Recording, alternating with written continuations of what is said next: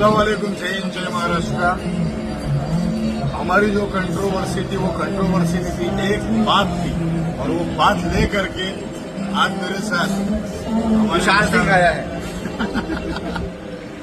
ये देखो, आखिरकार क्या था मामला पावर स्टार पवन सिंह जी और बाबा खान जी का। जी हाँ दोस्तों, बाबा खान जो कि पावर स्टार पवन सिंह को लगातार टारगेट कर रहे थे और विशाल सिंह भी इधर से काफी ज्यादा टारगेट कर रहे थे।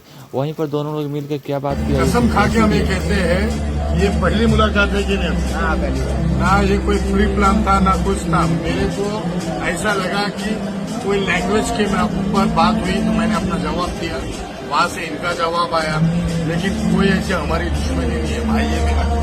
और बिहार यूपी के पवन भैया के हम लोगों के चाहने वाले जो हैं, जितने भी उनके फैंस हैं, मुझे पता है आप लोग अपने सीनियर की बहुत रिस्पेक्ट करते हैं, क्योंकि पवन भैया जिस मेंटालिटी के इंसान है, मुझे पता है उनके फैंस भी वैसे ही हैं। सब अच्छे हैं, थोड़ा गुस्सा वो आ जाता है लोगों में, पर मैं बोलता हूँ अब बहुत अच्छे इंसान है नदीम भाई, बहुत अच्छे इंसान है। कुछ मिसअंडरस्टैंडिंग सब में हो जाती है, घर में लड़ाई झगड़ा होता है, अगर एक घर में दो बर्तन है तो लड़ते ही आवाज आती है। इस बात को यहीं पे खत्म कीजिए। ये हम लोग के बड़े भाई हैं और पवन भैया से भी बहुत बड़े हैं एज में, वो फिजिक वैसी है कि किसी को आज मैं एक बात बोलता हूँ, पवन भाई का एक ऐसा पुतला था कि हम महाराष्ट्र और मुंबई की रिस्पेक्ट करते हैं।